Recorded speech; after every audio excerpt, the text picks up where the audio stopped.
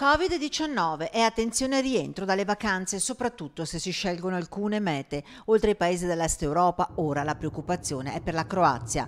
Oltre al caso dei 5 giovani bassanesi con le famiglie ora in quarantena, anche a Vicenza si registrano 2 casi positivi e sempre dopo la vacanza in Croazia. Non sono ricoverati, però sono stati identificati dal Servizio di Igiene Pubblica come positivi al rientro dalle vacanze in Croazia. A questi si aggiunge un giovane rientrato dalla Spagna dopo alcuni giorni del suo ritorno, ha cominciato ad accusare i sintomi.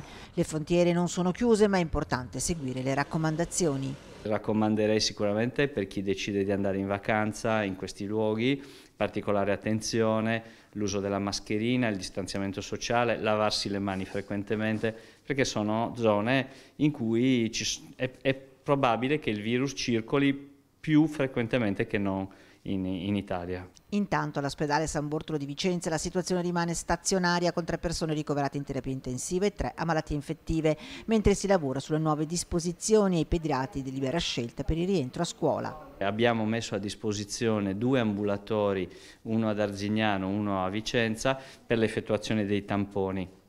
Adesso vediamo un pochino come va, in un momento un po' tranquillo, proprio in vista dell'inizio delle scuole.